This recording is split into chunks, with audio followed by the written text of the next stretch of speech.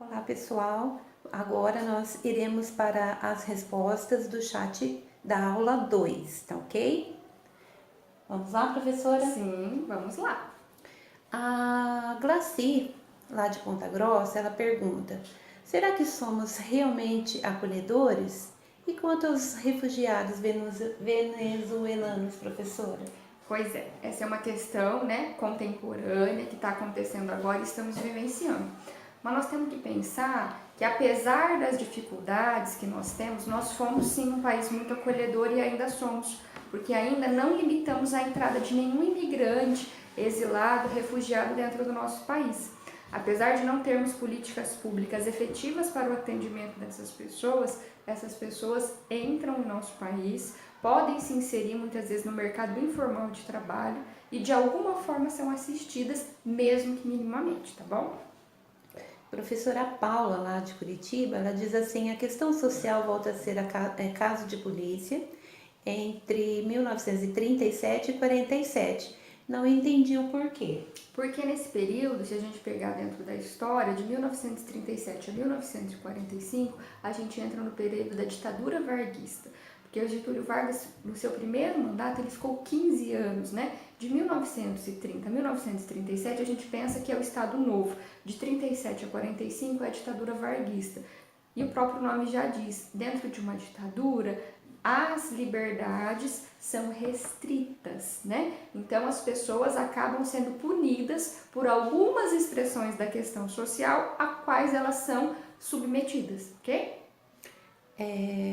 Então vamos para a próxima pergunta. A Andréa, de Paranaguá, ela gostaria que explicasse sobre alienação.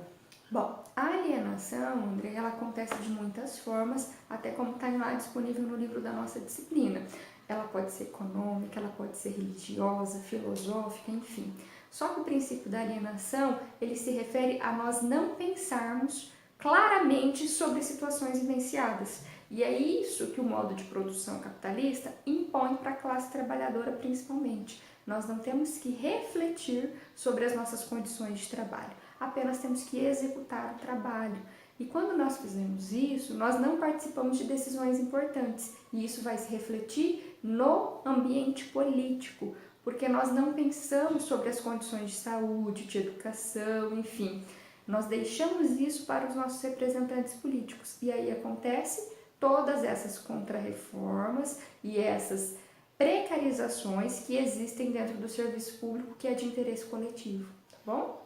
Aproveitando já também esse tema, a Soraya, de Belo Horizonte, ela diz assim: professora, como estamos passando por muitos problemas, digo, no Brasil, me diz como fazer uma ação ou buscar investimentos para ajudar, um exemplo, os imigrantes que estão chegando ilegal pela fronteira. Pois é, essa é uma questão mundial. E aí a gente precisa pensar que assim como a Europa é fortalecida, nós precisamos voltar a fortalecer a América Latina. Lembra aquele link que a professora falou sobre Pepe Mujica? Ele vai falar justamente isso. Os países que compõem a América Latina não podem pensar suas ações isoladamente, eles têm que estar fortalecidos e se reconhecer enquanto latino-americanos. E isso se reflete até nós. Nós não somos americanos somente, né? E as pessoas muitas vezes usam isso por conta da cultura e a influência que o imperialismo dos Estados Unidos traz para o nosso país. Nós somos latino-americanos. Então isso tem que ficar muito claro. É uma América Latina que tem que estar fortalecida para ter essas ações, porque há quantos países o Brasil faz fronteira com a América Latina? Vários. Então essas ações têm que estar muito claras para todos. Não tem como o Brasil decidir por um caminho, o Chile e a Argentina ir para outro, por exemplo. Tá bom? O Luiz Eduardo, ele fala assim: o que a classe trabalhadora deveria fazer para parar de apenas aceitar as decisões da classe política? Nós precisamos nos reconhecer enquanto classe trabalhadora. Essa é a primeira questão, né? Nós não nos reconhecemos enquanto classe trabalhadora. Isso porque o modo de produção capitalista coloca para nós que nós somos um produto, né, desse processo do aburguesamento da sociedade.